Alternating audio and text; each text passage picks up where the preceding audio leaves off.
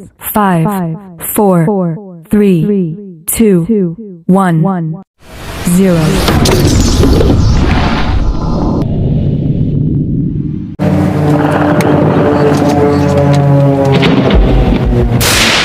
It took 5 months for the Philippine army to drive ISIS-linked separatist groups out of the city of Marawi. In that time, the battle displaced 360,000 people and left more than 1,000 people dead. It also exposed just how vulnerable the Philippines has become to extremism. One of the most feared provisions of the anti-terrorism law is the warrantless arrests, which critics believe authorizes arrests on mere suspicion. Not only that, a person can be detained for a maximum of 24 days without any charges filed before a court. 13 lawyers representing 37 petitioners are asking Supreme Court justices to scrap an anti-terror law. The legislation is championed by President Rodrigo Duterte and mas binibigyan ng kapangyarihan ng anti-terrorism law ang mga puwersa ng gobyerno na manmanan ang mga pinaghihinalaang terorista.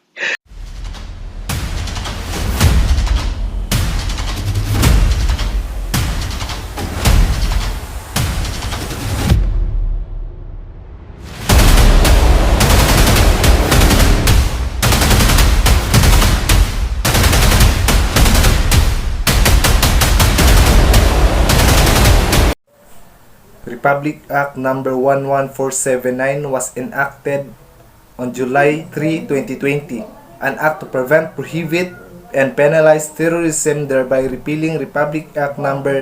9372, otherwise known as the Human Security Act of 2007. Be it enacted by the Senate and House of Representatives of the Philippines in Congress assembled. According to Section 1, this act shall be henceforth be known as the Anti-Terrorism Act of 2020. Section 2, Declaration of Policy. It is declared a policy of the state to protect life, liberty, and property from terrorism, to condemn terrorism as inimical and dangerous to the national security of the country, and to have welfare of the people, and to make terrorism a crime against the Filipino people, against humanity, and against the law of the nations. In the implementation of the policy stated above, the state shall uphold the basic rights and fundamental liberties of the people as enshrined in the Constitution.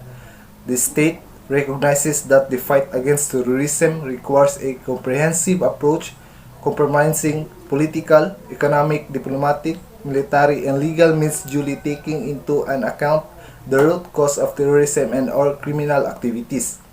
Such measures shall include conflict management and post-conflict peace building, addressing the roots of the conflict by building state capacity and promoting equitable economic development. Nothing in this act shall be interpreted as a curtailment, restriction, and or diminution of constitutionally recognized power of the executive branch of the government.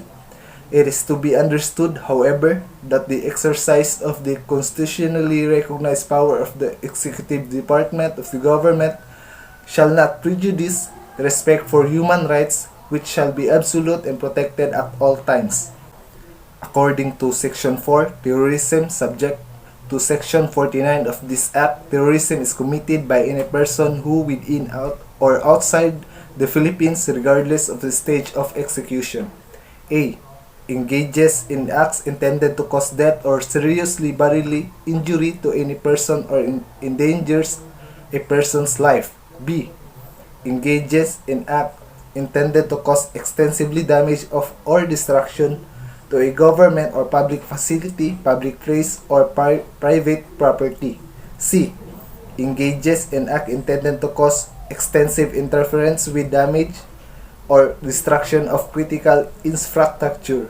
D. develops, manufactures, possesses, acquires, transports, supplies, or uses weapons, explosive or biological, nuclear, radiological, or chemical weapon, and release of dangerous substances or causing fire, floods, or explosion. The issues concerning the law are the warrantless arrest, its critics believe, authorize arrest on mere suspicion. Not only that, a person can be detained for a maximum of 24 days without any charges filed before a court. The question of 24 days period is a violation of person's right to be presumed innocent and due process. To solve those issues, the law enforcement agent or military personnel shall likewise furnish the ATC and the Commission of Human Rights of the written notice given to the judge. The head of detaining facility shall ensure that the detained suspect is informed of his or her right as a detainee and shall ensure access to the detainee by his or her counsel or agencies and entities authorized by law to exercise visitorial powers over detention facilities. So that is the Republic Act 11479, otherwise known as the Anti-Terrorism Act of 2020. And once again, I am Roque F. Supeter, signing off.